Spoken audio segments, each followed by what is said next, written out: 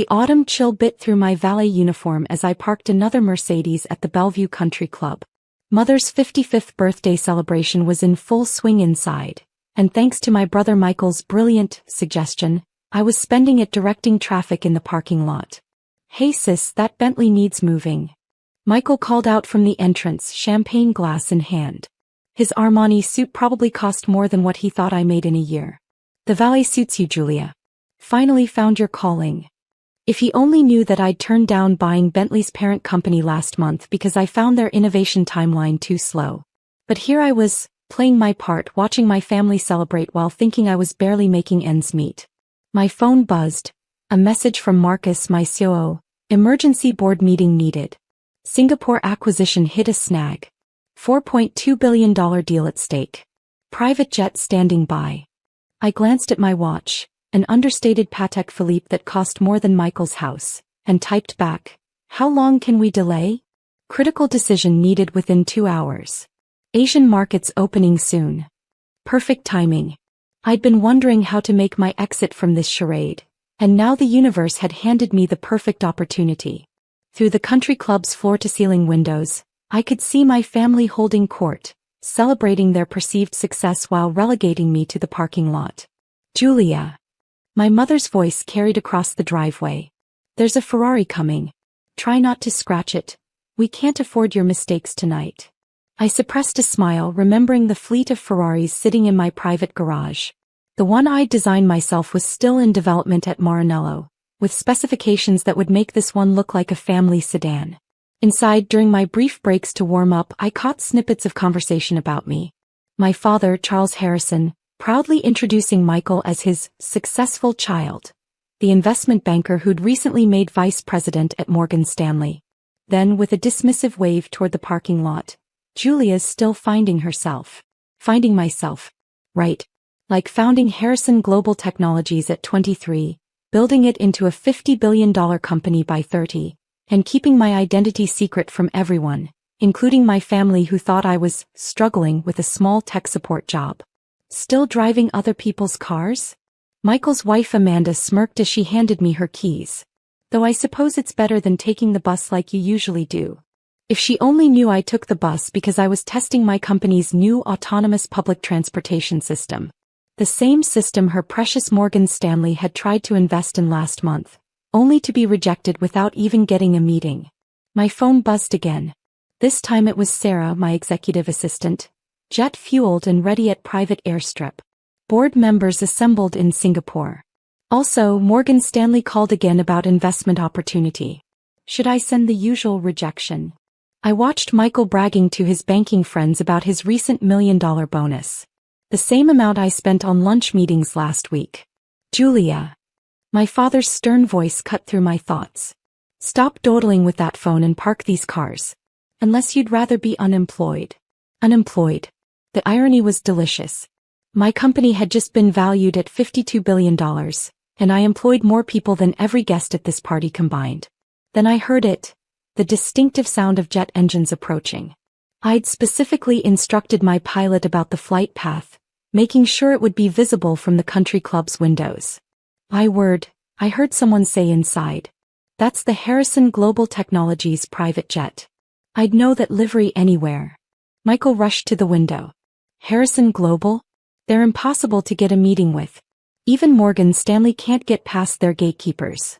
I checked my watch again. Time for the show to begin. "Ladies and gentlemen," I announced, removing my valet uniform to reveal a perfectly tailored Chanel suit underneath. "I'm afraid I have an emergency board meeting to attend." The sound of the jet grew louder as I shed the valet jacket, revealing not just the Chanel suit, but also the custom-designed Harrison Global Technologies CEO pin that had sparked bidding wars among collectors. My mother's champagne glass slipped from her fingers, shattering against the marble floor in perfect synchronization with the realization dawning on their faces. That's impossible," Michael stammered, his Morgan Stanley VP badge suddenly looking remarkably cheap. "You're a valet. You work in tech support." "Correction," I smiled, sliding my hand through my hair and removing the purposefully messy ponytail. "I own a tech support company.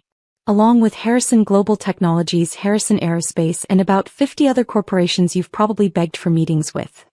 The jet made another pass, closer this time, its distinctive black and gold livery clearly visible through the floor-to-ceiling windows. The same colors that adorned my CEO pin, which Michael was now staring at with growing horror. "Ms. Harrison," Sarah's voice came through my earpiece. "The board is assembled in Singapore. Mr. Lee from the Singapore Investment Authority is particularly anxious about the $4.2 billion deal. Tell them I'll be there in 90 minutes, I replied loud enough for everyone to hear. The room had gone deathly quiet, every guest frozen in place as they processed what was happening. "Julia," my father stepped forward, his banking instincts kicking in. "What game are you playing?" I pulled out my phone, the real one, not the decoy I'd been using, and projected the Harrison Global Technologies portfolio onto the club's display screens. "No games, father. Just business. Your kind of business, remember? The kind you said I'd never understand." The screens filled with data. Market cap $52 billion. Annual revenue $18 billion. Personal net worth $15.4 billion.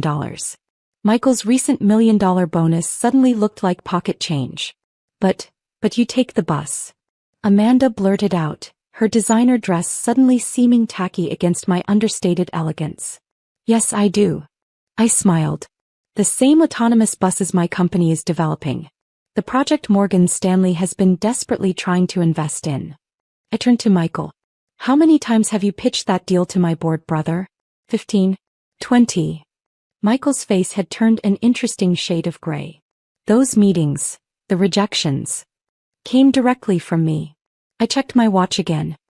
"Though I particularly enjoyed the last one where you told my board that your failure, sister, was proof that tech investments were unreliable." My mother had found her voice, though it trembled slightly. "Darling, why didn't you tell us? We're family." "Family?" I raised an eyebrow. "Like when you made me park cars at your birthday party? Or when you told the country club board that I couldn't afford membership? By the way," I gestured around the room, "I bought the club last week. Amazing what money can do." The jet made one final pass, close enough now that the registration number was visible. Michael, ever the banker, recognized it instantly. "HE001, he whispered. That's the CEO's personal aircraft." "Very good, Michael." I smoothed my suit. "Though I prefer HGD002 for shorter flights. This one's just for show tonight." Sarah's voice came through again. "Car is in position, Ms. Harrison." Singapore board growing restless. "Ladies and gentlemen," I announced to the stunned room, "I'm afraid I have a $4.2 billion acquisition to oversee. Mother, happy birthday. I'd stay for cake, but..." I gestured to the screens showing my company's stock price. "Markets wait for no one. Julia, wait." My father called out. "We should talk about this. As a family. There are opportunities." "Opportunities?" I turned back, enjoying the desperation in his voice. "Like the family investment fund you excluded me from? The one that's now worth less than my daily coffee budget." The sound of helicopter blades cut through the night. My actual transportation to the airfield. Michael's banking friends were practically drooling, recognizing the distinctive sound of the ultra-rare Airbus corporate helicopter. "By the way, Michael," I added as I walked toward the door, "Morgan Stanley's pitch? Rejected again. Though this time it's personal."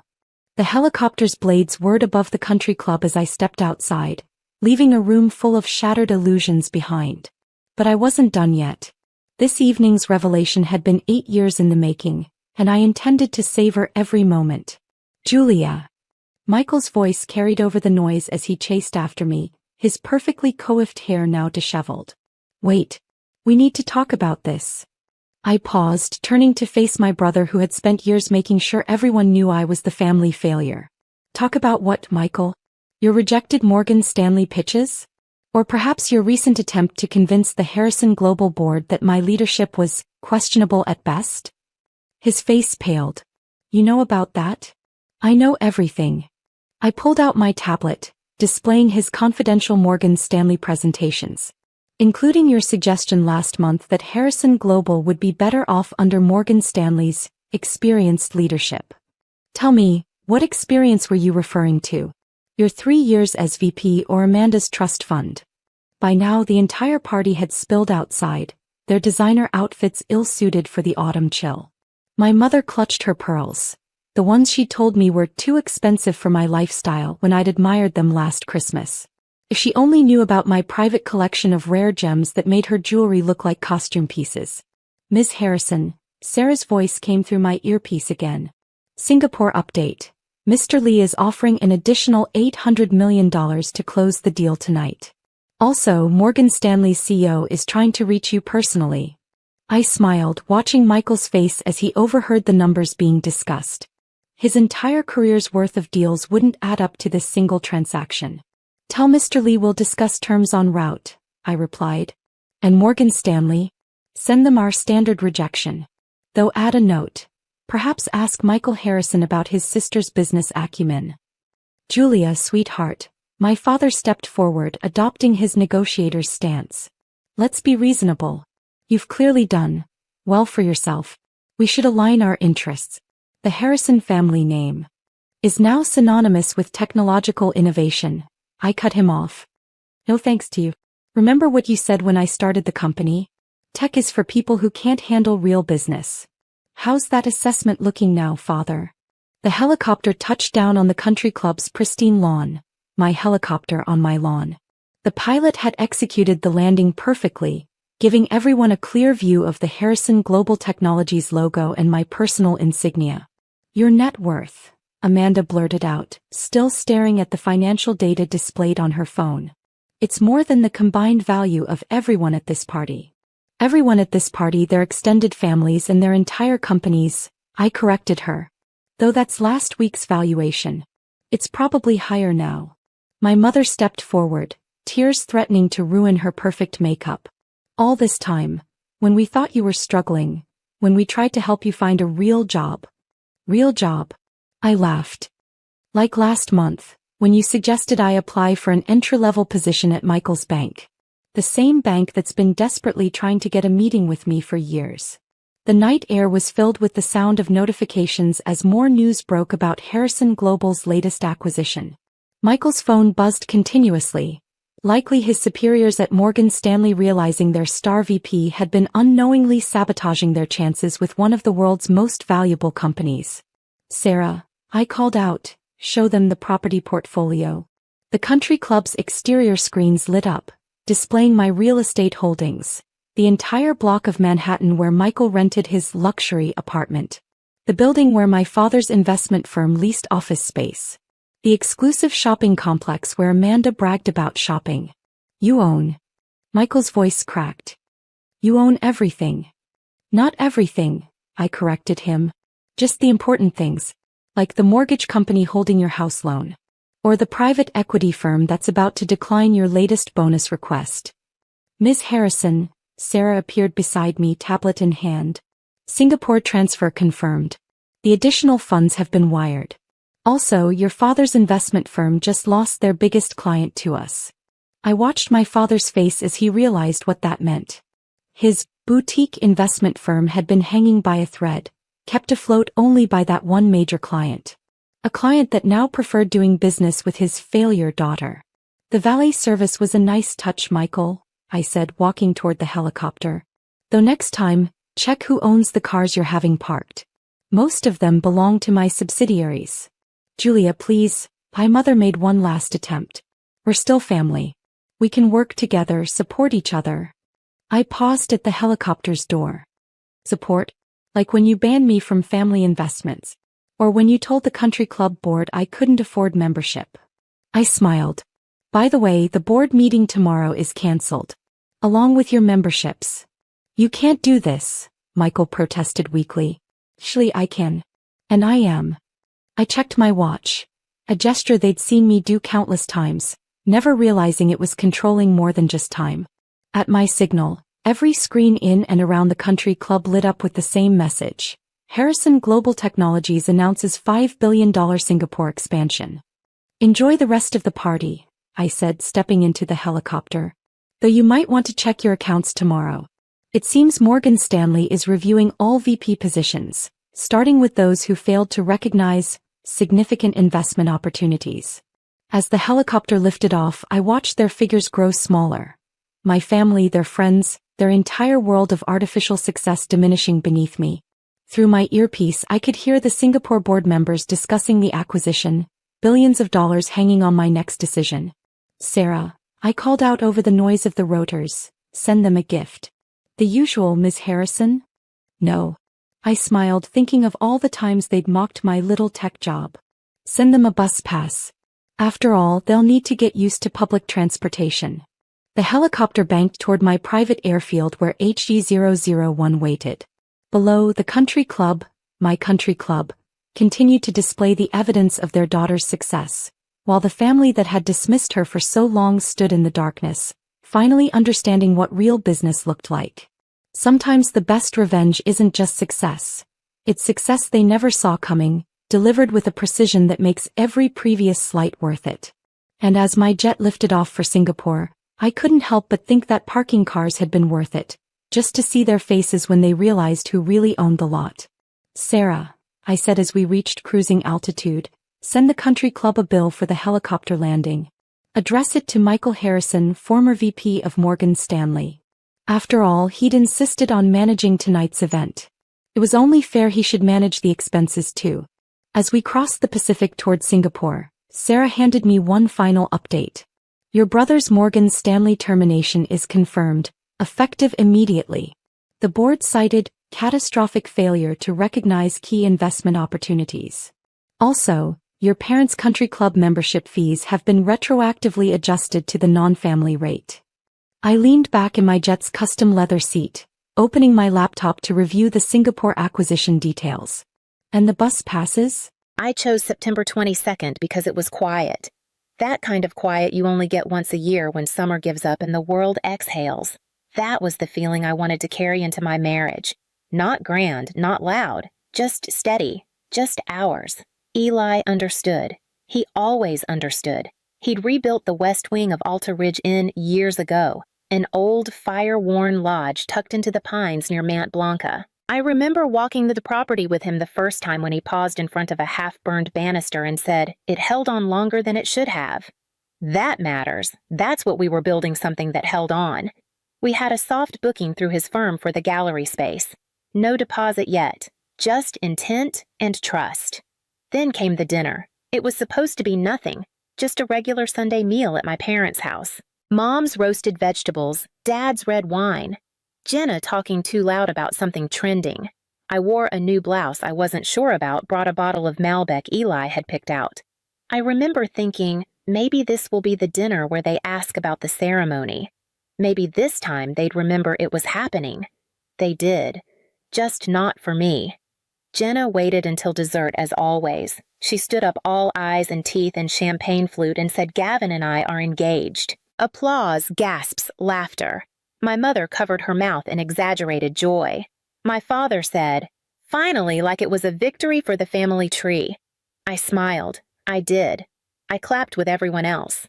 And then Jenna added, "We're getting married September 22nd at Alta Ridge." There was a pause. Not for them, for me. I looked at my mother, then my father. No confusion, no concern, just delight. Mom had already pulled out her phone. "Say it again for the real sweetheart." I cleared my throat. That's my date." Jenna tilted her head. "Oh, I thought you hadn't finalized anything. The gallery director said the West Wing wasn't reserved." "It was. Through Eli's firm." "Technically," she said, waving her hand, "but you didn't lock it in. Gavin's best friend's cousin is a project manager there. We got it done. It's nothing personal." "It's entirely personal," I said. Dad folded his napkin. "Claire, Jenna's ceremony will have 150 guests, including vendors. You were doing something more intimate." "Right," Mom chimed in. "And we already moved the family funds to her planner's deposit. It just made sense." I looked at the ring on my finger, then at Jenna's. Bigger, shinier, newer, like everything she touched. "She's getting married," once Mom said, smiling. "Let her have the real day." The rest of the evening moved like water down a drain, faster than I could process. They took photos. Jenna did a champagne-pouring TikTok. Gavin fist-bumped my dad. I said nothing. I cleared plates because that's what you do when you've just been erased and nobody notices. Driving home, the silence in my car felt louder than the applause at the table. They called it a family decision. But the truth is, it wasn't a decision at all. It was a message. And I heard it, loud and clear. The following week, the group chat changed names. What had once been Claire and Eli wedding countdown quietly became Jenna's big day. No announcement, no apology, just a new banner image, Jenna and Gavin posing under string lights, her ring front and center, our mother holding the champagne like a campaign manager. My name was still technically in the chat, but I wasn't tagged. Not once. Vendors started pulling out of my file. The florist emailed to confirm transfer of deposit per Jenna Weston's instruction. The calligrapher, I'd found a retired artist from Santa Fe, politely declined further coordination. She'd been booked. By someone else. Even the dress boutique rescheduled my fitting to accommodate priority clients. Jenna posted about hers that same day, saying yes to the dress. Weston women do it best. When I called my mother, she answered like nothing had happened. Claire, honey, can we talk later? Jenna's planner's on the other line and we're finalizing the cake tasting. You moved my vendors, I said. Well, we shared the list, yes, but you hadn't made final decisions. And we already put money down for Jenna. It's just more efficient. I never gave permission. Oh, Claire, don't be difficult. I almost laughed. Difficult. The word they used every time I asked to be treated like I existed. Dad, when I called him, didn't even pretend to be neutral. It's not a big deal. You and Eli can do something more private, more aligned with your style. Jenna needs the show. She's the face now. The face. Like we were a brand, like I'd been demoted without notice. I scrolled through the family Facebook page that night. My parents had posted a collage proud to announce Jenna Weston and Gavin Price, the next generation of the Weston legacy. No mention of me. Not even in the comments. It wasn't just the wedding. They were rewriting the archive. Even the engagement album we'd printed last fall, the one I'd designed with captions, the one I'd dropped off at my parents' house in a white envelope, was gone. Jenna had replaced it with hers. Same table, same frame, same silence. I told Eli everything. Sat on the edge of the bed, hands balled into the hem of my sweater, listing every tiny erasure like it was evidence in a quiet trial. He didn't interrupt, didn't get angry. He just sat beside me and asked, "Do you want to walk away?" I didn't answer. Because I didn't know. I'd lost the dress, the date, the venue, the guest list. But worse, much worse, was the knowing I could disappear completely and they'd keep smiling for the camera like I was never supposed to be there at all. I didn't plan to confront her. I was driving back from the grocery store with a carton of eggs rolling on the passenger seat and the radio stuck between two static heavy stations. But my hands didn't take the usual right turn home. They kept going. Left, then left again. By the time I noticed where I was headed, I was already in front of my parents' house. I knocked once before letting myself in. My mother was in the kitchen folding napkins into swans. She always did that for big events. Birthdays, holidays, funerals. Moments that needed staging. She looked up. "Claire," she said, like she wasn't sure whether to be surprised or inconvenienced. "You could have called. I didn't come for coffee." That got her attention. She paused napkin mid-fold and gave me the look. That Weston family look, composed, slightly tilted head, like preparing for a negotiation. "You gave Jenna everything I said. My venue, my date, the vendors I found. You even rerouted the budget." She asked, she said calmly. And she needed help. "I asked too," I said. "I asked first. And you said yes. You asked like you were afraid of being a burden." Jenna asked like she knew we'd be thrilled. I blinked. So I was too polite. She folded the napkin pressed to the edges. "You've always been internal, private, hard to read. Even now you keep everything close. Jenna's easier to support. She's open. She's loud," I said. "She includes us," my mother replied. "That matters." There was a pause. "I lost a pregnancy," I said. She stopped folding. 2 years ago. It wasn't planned. Eli and I were scared and excited both. But then it was gone before we could tell anyone, and afterward I didn't know how to bring it up. She stared at me silent. "I wanted to tell you," I said, but it felt like you didn't have space for it. I thought, maybe you'd say I was being dramatic, or worse, that I should have handled it better. Still nothing. Just the hum of the fridge and the ache in my throat. You never said anything, she murmured. I didn't think I was allowed. A long beat passed. Then she said, Claire, everyone has pain, but we can't support what we're not told. I swallowed. You didn't support what I did tell you. I told you about the date, the venue, my ideas. You nodded and smiled, then handed them to Jenna. Her voice lowered. You're being unfair. We're not mind readers. No, I said. You're just editors. And when something doesn't fit your version of the story, you cut it. She looked away. You've always seen yourself as the outsider. I became the outsider I corrected, because the only way to stay in was to vanish.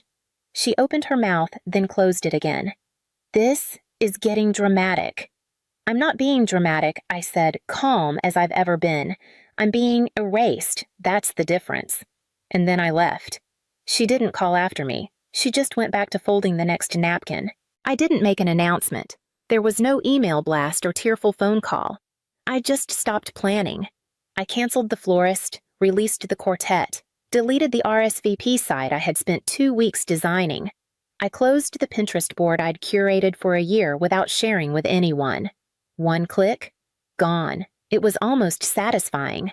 Jenna posted about her cake tasting that same day. 3 flavors, 2 tastings, 1 perfect day. She tagged our mother in a story captioned, Building Memories with the Best Wedding Team Ever. I watched it once, then muted her account. And still I didn't tell Eli. Not right away. He must have noticed. The planner's binder disappeared from the coffee table. The color swatches were gone from the kitchen wall. My browser history became a graveyard of closed tabs. But he didn't ask. Not until the 3rd night when I left the dinner table untouched and folded myself into the corner of the couch like I was trying to vanish from the architecture of our life. Claire, he said gently, are we still getting married? I looked at him. I don't know.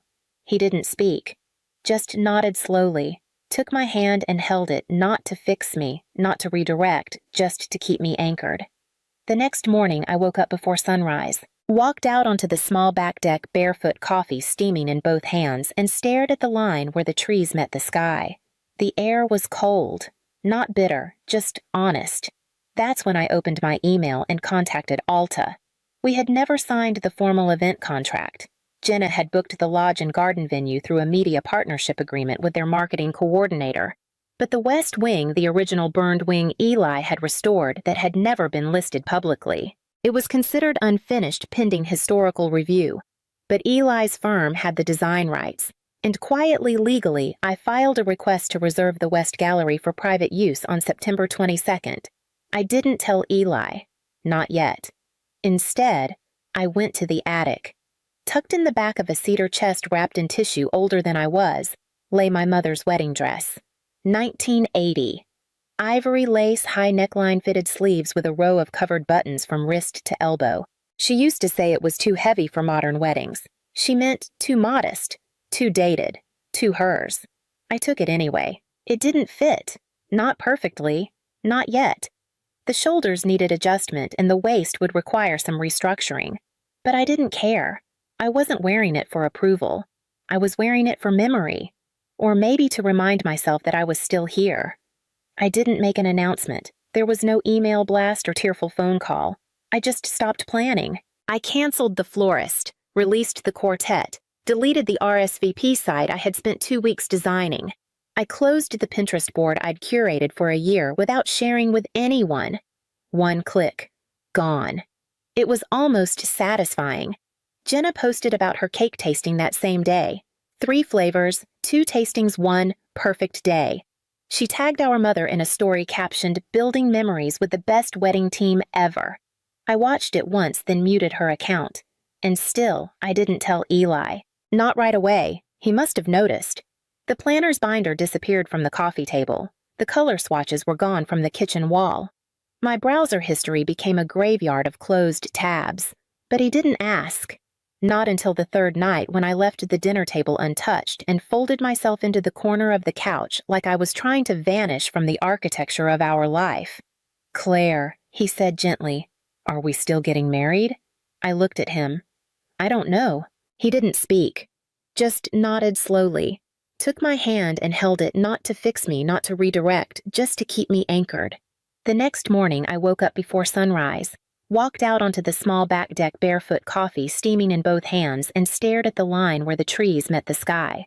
The air was cold, not bitter, just honest. That's when I opened my email and contacted Alta. We had never signed the formal event contract. Jenna had booked the Lodge and Garden venue through a media partnership agreement with their marketing coordinator. But the West Wing, the original burned wing Eli had restored that had never been listed publicly. It was considered unfinished pending historical review. But Eli's firm had the design rights. And quietly, legally, I filed a request to reserve the West Gallery for private use on September 22nd. I didn't tell Eli. Not yet. Instead, I went to the attic. Tucked in the back of a cedar chest wrapped in tissue older than I was, lay my mother's wedding dress. 1980. Ivory lace, high neckline fitted sleeves with a row of covered buttons from wrist to elbow. She used to say it was too heavy for modern weddings. She meant too modest, too dated, too hers.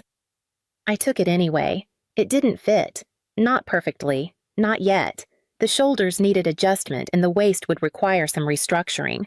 But I didn't care. I wasn't wearing it for approval. I was wearing it for memory, or maybe to remind myself that I was still here. September 22nd came clear and golden, the kind of autumn morning that felt pre-approved by heaven. Jenna's wedding took over the eastern side of Alta. White tents, signature cocktails, a W flower arch positioned just so for drone footage. Guests in creams and blush tones milled about with sunglasses and filtered smiles. A photographer barked instructions. One more for TikTok. Now laugh like you've never known taxes. The West Wing remained closed to the public. No signs. No hashtag. At 3:15 p.m., a quiet crowd began to arrive. Not influencers. Not extended family. Just a small circle. Eli's colleagues from design school. My two former students who had become curators, a neighbor from our street who had once left soup at my door when I had the flu. They walked in slow, respectful silence. Inside the gallery had been transformed not into a wedding venue, but into a map of memory. Projected on one wall footage of the original lodge fire. On another, sketches Eli had drawn when he rebuilt it. In the center, a single dress form holding my mother's wedding gown, reconstructed but unpolished. The sleeves still bore slight creases. The buttons didn't all match. Next to it in calligraphy on raw canvas, this was never about the perfect day. It was about who remembered you were there. At 4:10, I heard the sound of heels on wood and knew before turning my mother had entered.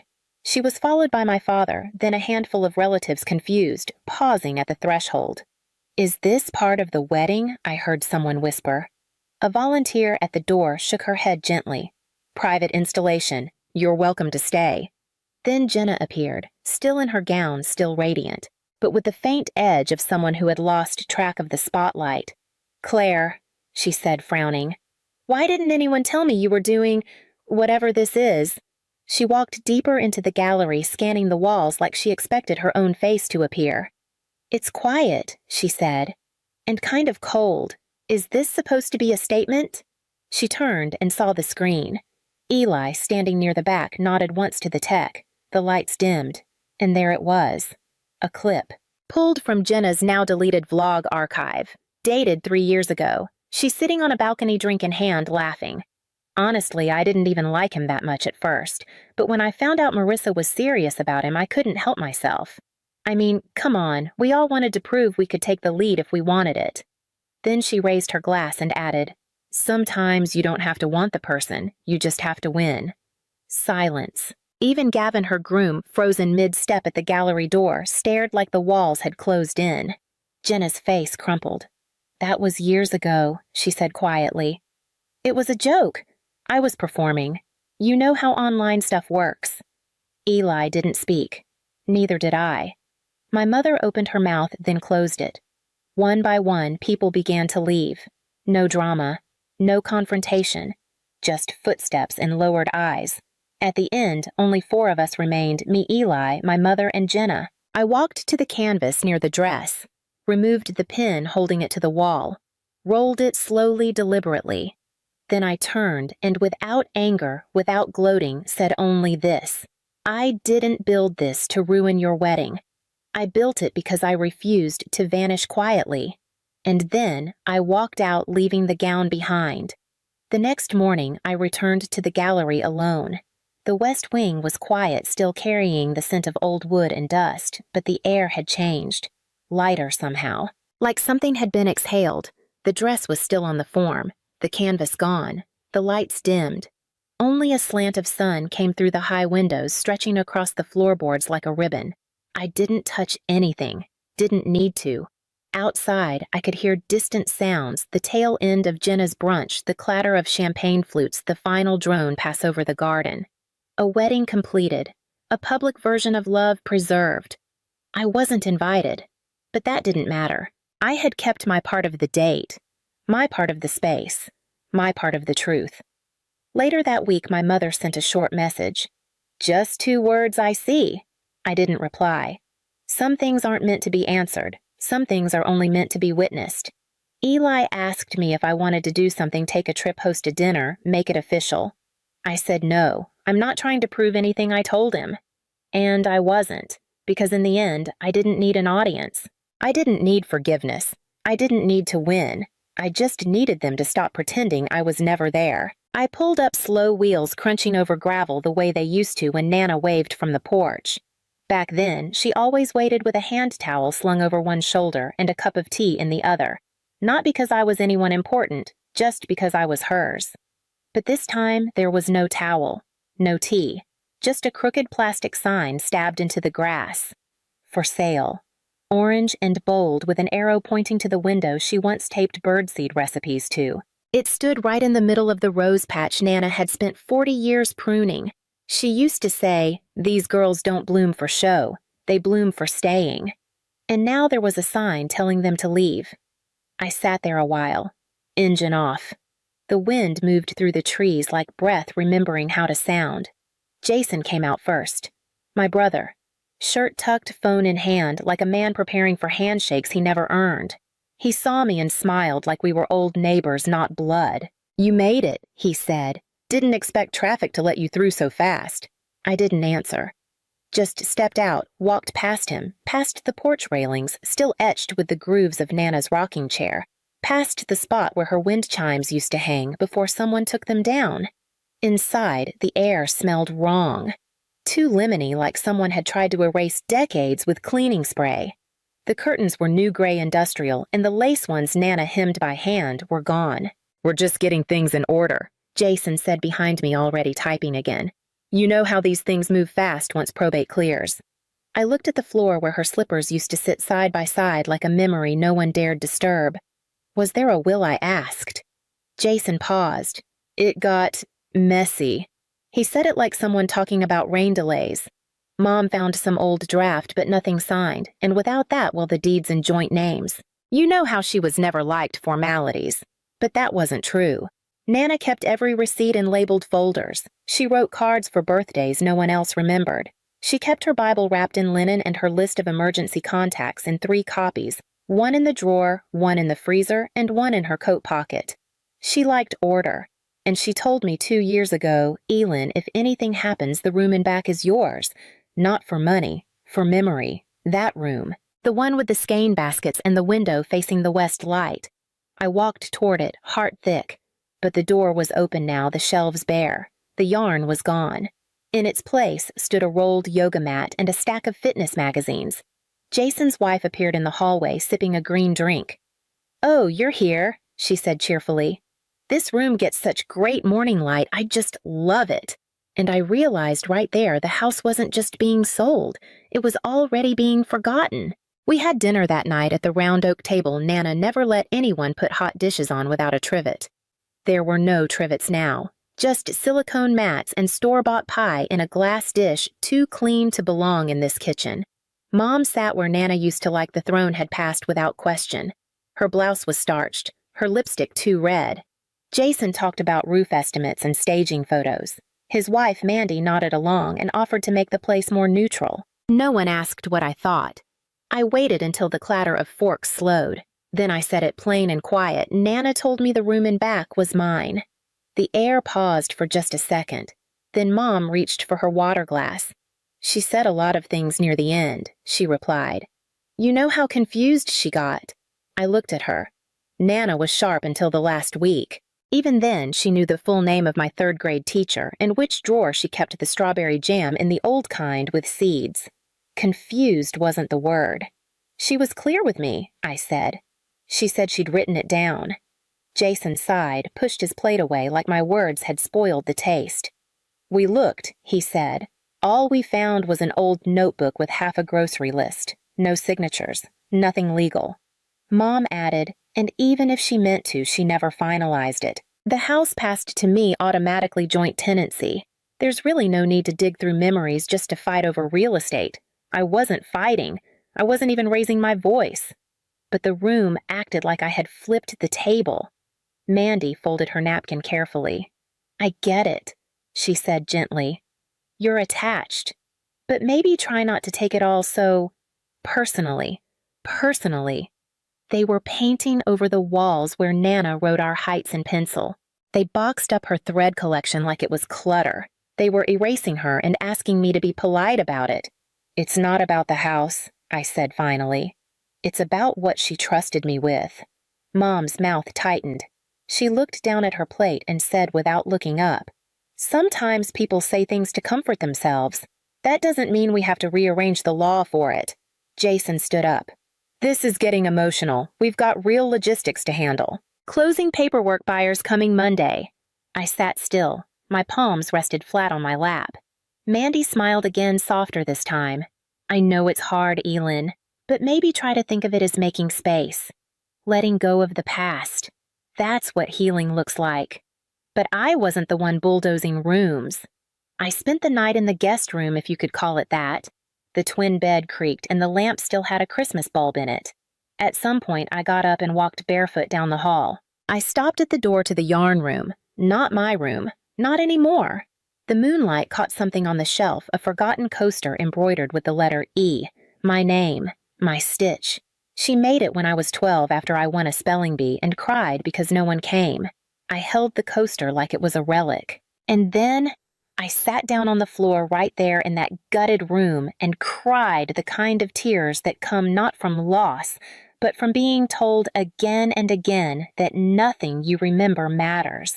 The next morning I woke early, not from rest, but from the kind of sleep that hovers.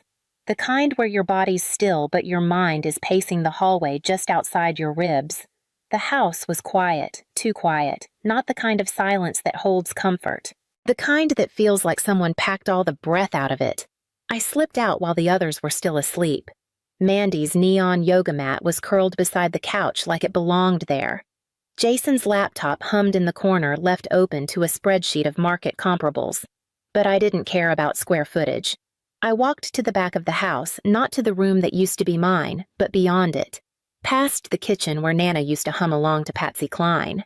Out the old screen door that creaked like it still remembered how to complain. The shed stood at the far edge of the yard, near the back fence line. A squat, lopsided structure with peeling blue paint and one shutter missing. Most folks thought she used it for old rakes and paint cans, but I knew better. That's where she kept her quiet and her real things. The lock was rusted, but the trick was to lift it up, not twist. She taught me that. Inside, it smelled like cedar and mothballs. Dust floated in a beam of light cutting through the cracked slats. Everything was as I remembered, only smaller somehow. Or maybe I was bigger now.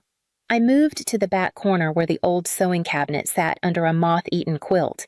The cabinet had a false drawer. We found it once when I was 14.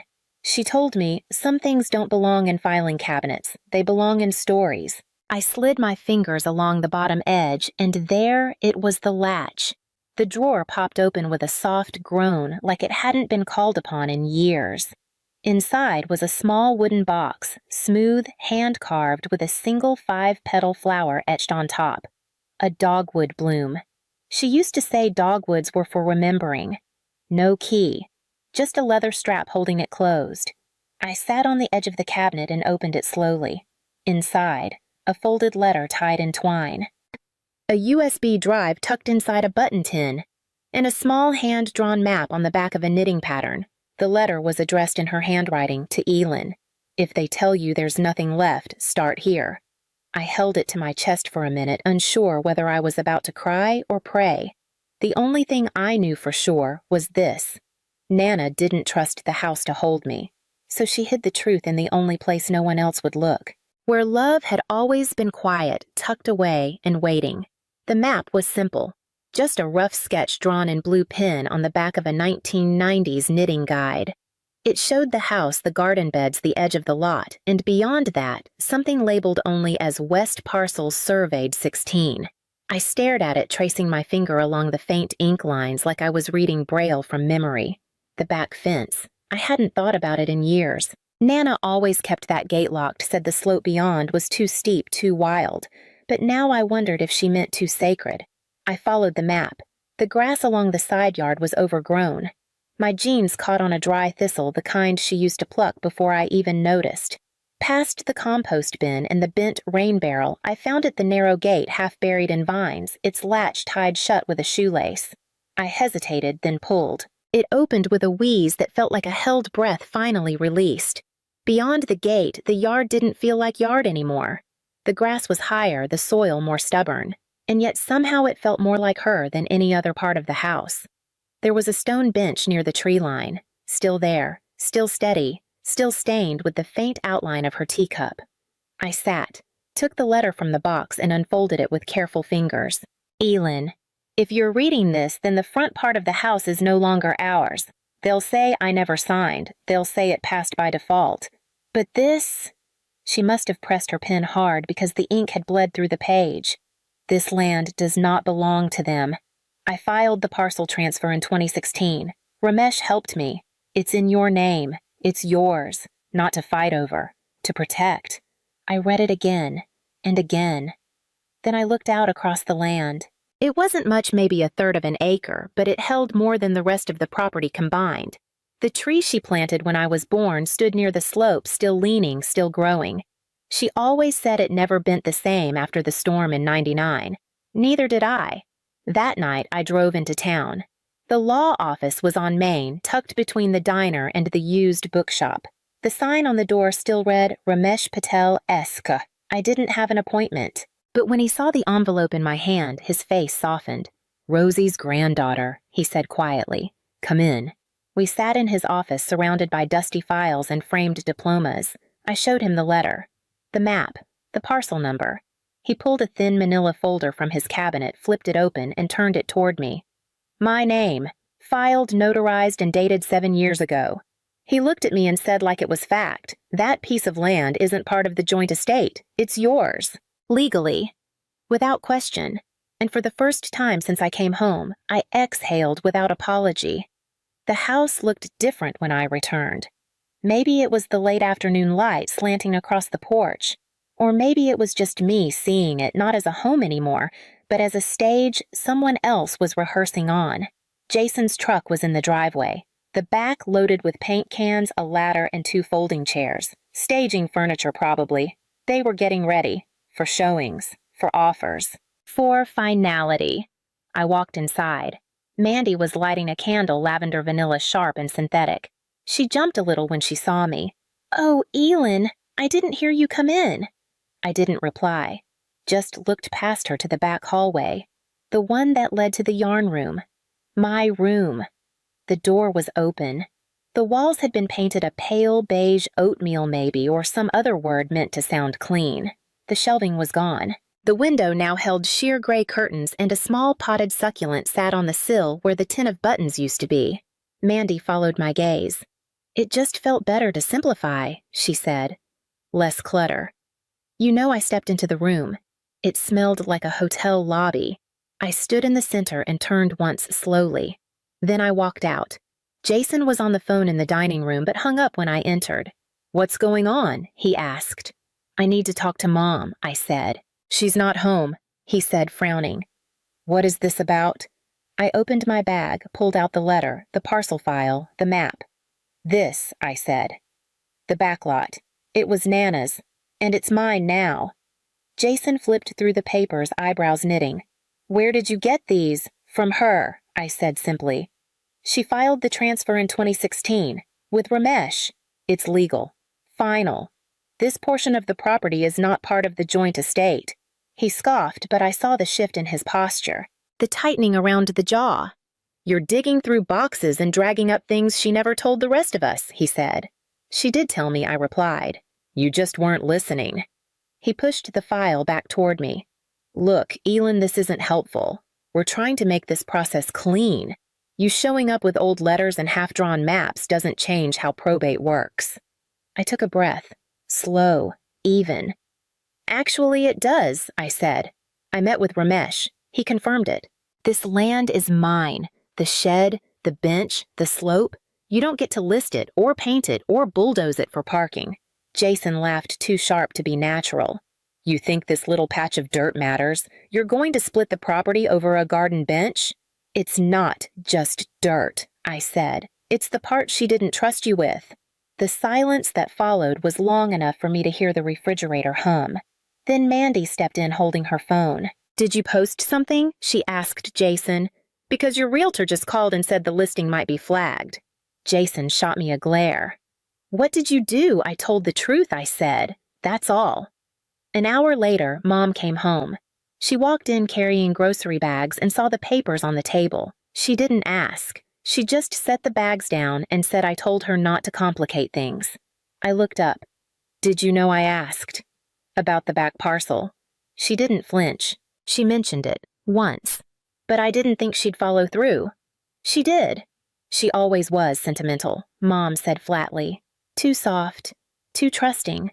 "She trusted me," I said. Mom sat down, rubbed her temples. "You always took things too personally, Elin." "No," I said. "You just never believed anything was personal unless it happened to you." Neither of us spoke after that. I gathered my papers, slipped them back into the envelope, and left the room. But this time, I didn't walk quietly. I let the floorboards creak. The next morning, I dressed quietly. The sky was gray, the kind of overcast that makes every sound feel louder than it should. I slipped the flash drive from the tin where Nana had hidden it, a button tin with a faded red cardinal on the lid. Funny how she always hid what mattered inside things no one else would value. By 9:00, I was back in the house. Jason and Mom were already in the dining room. The realtor was scheduled to arrive at 10. Papers were laid out. Coffee brewed. Mandy sat with a legal pad in her lap, pretending to be helpful. I took the old laptop from the shelf in the den, the one Nana never let anyone throw out even when the keys started sticking. I plugged in the drive. "Do you have a moment?" I asked. Calm, even. Jason looked up wary. "I want to show you something," I said. They didn't say no. The screen lit up, and then there she was. Nana, sitting in the yarn room, light slanting behind her through the west window. She wore her blue cardigan, the one with the wooden buttons shaped like leaves. She looked tired, but clear. Her voice, when it came, filled the room more than any of ours ever had. "If you're watching this," she said, "then I've probably gone and there's some sort of mess about the house." Jason shifted in his seat. Mom folded her arms. "I didn't want to make things difficult," Nana continued. "But I knew deep down that the main house would be fought over. So I made a decision. The back lot, the slope and shed, those are Elin's. I signed the paperwork. I filed it. Because she's the only one who understood what that space meant." She looked straight at the camera. "Jason, you always wanted numbers, square footage, appraisals. But this isn't that. This is where I kept my quiet. My old bones. My love." Her eyes softened. "And Elin, don't let them tell you this isn't real. Just because something isn't loud doesn't mean it's not true." The video ended. Silence followed. Not a tense silence, a still one. Jason rubbed the bridge of his nose like he had a headache that had just turned personal. She recorded that when he asked. "Does it matter?" I replied. Mom didn't speak. Her hands clenched in her lap. Not from shock, but from something more bitter. Like she'd lost a game she didn't know someone else was playing. I took a breath. "There's more," I said. "I've already submitted the parcel paperwork to a title attorney. The backlot is being flagged separately. You can't list it, you can't touch it, you can't sell it." Jason pushed back from the table hard enough for the chair to scrape. "This is ridiculous," he muttered. "Over a shed and a dirt patch." I didn't reply. Because I wasn't arguing. I wasn't negotiating. I was keeping a promise. The realtor showed up 5 minutes later. Jason met him at the door. I stayed in the back hallway watching from a distance. I heard Jason say, "There's been a change. We'll need to adjust the listing." His voice was flat. Not angry, just resigned. Like someone finally realizing the numbers don't add up when you forget to carry the human cost. Mom never came back to the dining room. Mandy asked me later. Why fight this hard for something so small? I looked at her not cruel, not smug. Just honest, because it's the only piece they didn't lie about. And that night, I walked out to the slope, sat on the stone bench, and let the silence settle around me, like a shawl woven by hands I still remembered. It took a few weeks for everything to settle, or at least quiet down. Jason moved forward with the sale of the main house. I didn't stop him. I didn't need to. The parcel Nana left me the back slope. The bench, the shed was never part of what they cared about. It held no market value, no flipped square footage, no commissions to chase, but it held her. I filed for a small repair grant from the historical district. I repainted the shutters on the shed, restored the quilting hooks to the walls, oiled the hinges on the old cabinet. I brought in a small space heater and a shelf of paperbacks, the kind Nana used to keep in her bedroom, spines cracked and loved. I didn't move in. I didn't need to, but I came back. Some Saturdays I'd sit on the bench with tea in a cracked mug and let the light shift across the grass, just like it used to on Nana's hands while she worked. The yarn room was gone, the house repainted, the pencil marks on the kitchen door erased, but here, in the smallest part, they overlooked something still held. And every time the wind moved through the trees, I heard her again, not in words, but in stillness. What they sold was square footage. What she gave me was a place to stay whole,